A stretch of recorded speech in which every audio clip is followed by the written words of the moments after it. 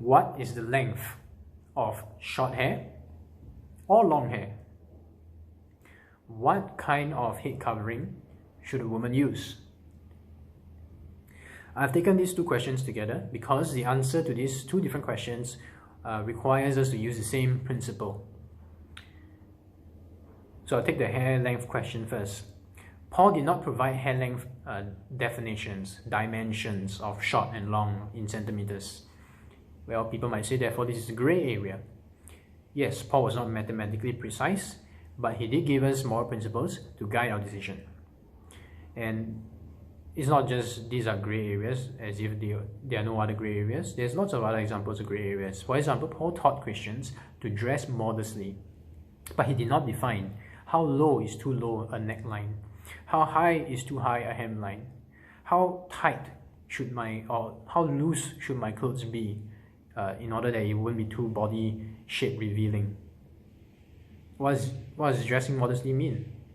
Just because he did not give these specific dimensions and details does not mean we can feel free to define it anyhow we want. There are moral principles to guide us, and how one approaches gray areas will reveal what kind of mindset he or she has. There are two contradictory mindsets revealed by the type of questions you ask before you reach a decision. So the first type of question goes like this: does everyone think this is sinful? Does everyone think this is sinful?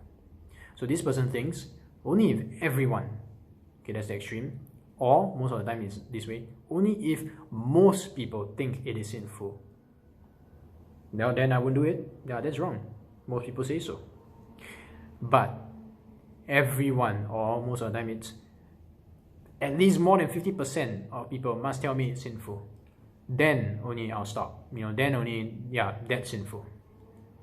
But as long as some people think it's okay, then I'm good. So for example, C, person A, B, C, all the way to M, 13 people think it's fine, okay. The person N, O, P to Z think it's not okay, 13 people. So 50-50, no majority. Well, gray area, so I'll just choose. That's the first kind of mindset. It's, you gotta make it sure everyone thinks it's sinful, or lots of people think it's sinful, then only I'll stop. It's kind of like a minimalist mindset. Even if almost 50% of people think it's not good, still not enough. You gotta have a majority first. Okay, so that's a kind of like a minimalist mindset. Obviously not everybody would think in such terms consciously, but you can reflect on your decision making and see if there's some truth to that. Second type of question: does everyone think this is blameless? Does everyone think this is blameless? So A to Z think it's fine, and not a single sane person could ever come close to thinking this is a sinful act. Then, okay, once this is the situation, okay, this is a good place to be. A person who thinks like that, he has good mindset. She has good mindset. But after saying this, I am very certain someone will say, but we are under grace, so why so uptight? Listen to how Paul described the appropriate response to receiving God's grace. Titus chapter 2, verse 11 to 14. Titus chapter 2, verse 11 to 14.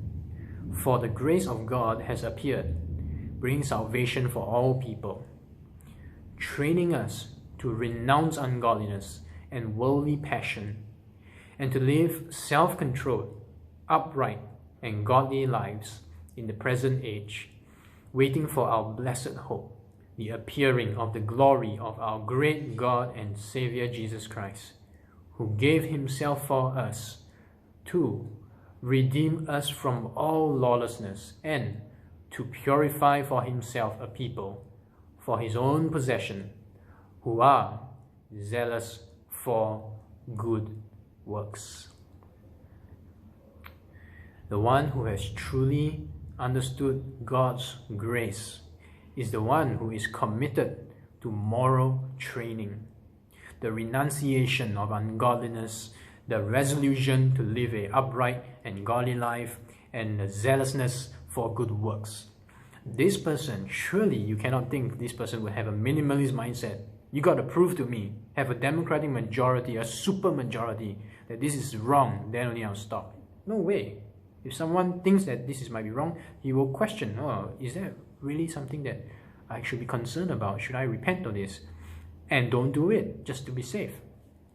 Blamelessness, zealous for good works. So the question would be, have I renounced ungodliness and want to run away from it as far as possible? Am I zealous for good works, or just kind of, well, it's good, okay. Zealous for good works is different. When in doubt on grey areas, err on the side of caution, because A, you love godliness, and B, you hate sin. The biblical principle is this: pursue blamelessness, pursue godliness. Anyone who's actively pursuing it will not be thinking, what's the cutoff point? That's not. Are you going for maximum, or are you just cutoff point thinking? So even without giving hair lengths mathematically, Paul has taught moral principles that should guide our eventual decisions to pursue blamelessness and godliness with zeal. So practically, if you're a man who wants to pursue blamelessness and godliness, then we should make sure that our hair is short and God will be pleased with us. And no sane person will ever think that it is long. And so ask yourself, do I really take what God said in verse 14 seriously, which reads this way: does not nature itself teach you that if a man wears long hair, it is a disgrace for him? Ask yourself, do I really take what God said about being a disgrace with the seriousness that it deserves? If so, then, well, you'll be obvious, you'll be instinctive, it will be absolutely unthinkable to kind of, let me try to grow it as long as I can. No, you want to make it absolutely clear that my hair is short to avoid being a disgrace. Why would you want to go as near to being a disgrace as possible? So that's for men. And if you're a woman who wants to pursue blamelessness and godliness, then make sure your hair is long, such that God will be pleased, and no sane person will ever think that it is short. And so you want to ask yourself, well, do I really take what God said in verse 6 seriously?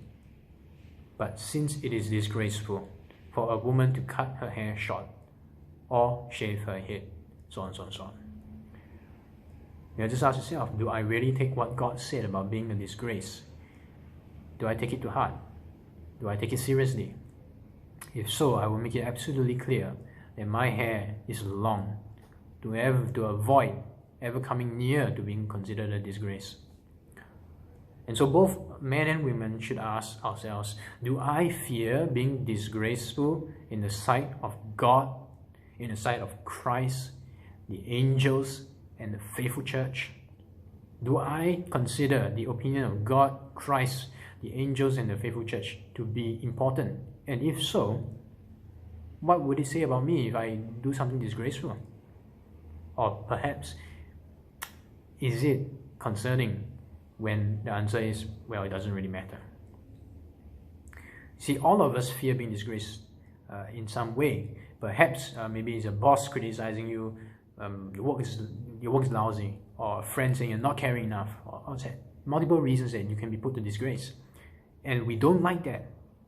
So the question is, do I fear being disgraced in the sight of people? Disgrace in front of my colleagues, disgrace in front of my family. Do I fear this kind of disgrace more, or do I fear being thought of as a disgrace by God? Which one is more serious? Do I take to heart more the opinions of men, or do I take more to heart what God said?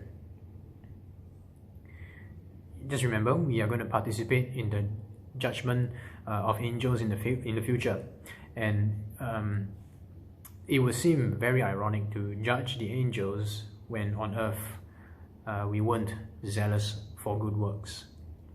What would the angels say? And one more thing that women should ask, do I take what God said in verse 15 seriously? If a woman has long hair, it is her glory. Women, God said, you are glorious with your long hair. And don't you want to be glorious in the sight of God, Christ, the angels, the faithful church? So that's about hair length. And the biblical principle to apply in the gray area is pursue blamelessness and godliness. And those who understand grace renounce ungodliness, hate sin, zealous for good works, love godliness, and want to make it absolutely clear in their actions. Now, what about the kind of head covering to use? Since the Apostles' head covering tradition is based on the God-given template of a woman's long hair, then women should cover as much of your head as long hair does. Long hair covers the back of the head, down the neck. With that in mind, and reflecting on some head covering styles, where you would seem that some head covering styles don't look like it covers as much of the head as long hair does. So it doesn't seem like those head coverings are a very good analogy of long hair. We should find a piece of clothing which covers your whole head, not just the top of the head, not just parts, bits here, there. Maybe just a thought experiment to help in this decision. What head covering style? Just imagine you had as much hair covering your head as that head covering you're considering.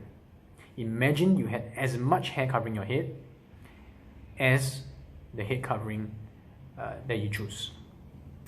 So if a head covering only covers a portion of your head, okay, just for example, this is this part.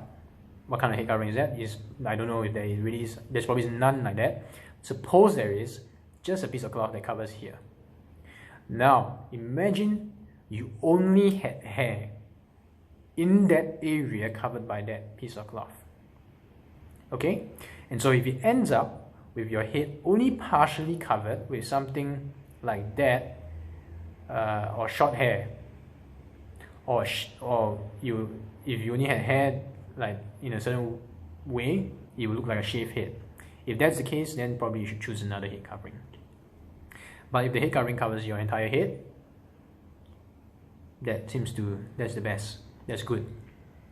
A shawl wrapped on the top of your head, around the neck, now that looks like long hair. That covers as much of the head as long hair does. So once again, the biblical principle is to pursue blamelessness and godliness when it comes to gray areas. And in this case, actually, Paul does give a principle which narrows down the perimeters of the decision a bit more by linking hair, long hair, and the head covering. So you want to make sure that the head covering you choose is like long hair in the extent, the area of the head covered. Now, those who take what God said in 1 Corinthians 11 seriously will want to act in such a way as to clearly avoid disgracing themselves and dishonoring others, while clearly embracing what is glorious to yourself and honoring to others.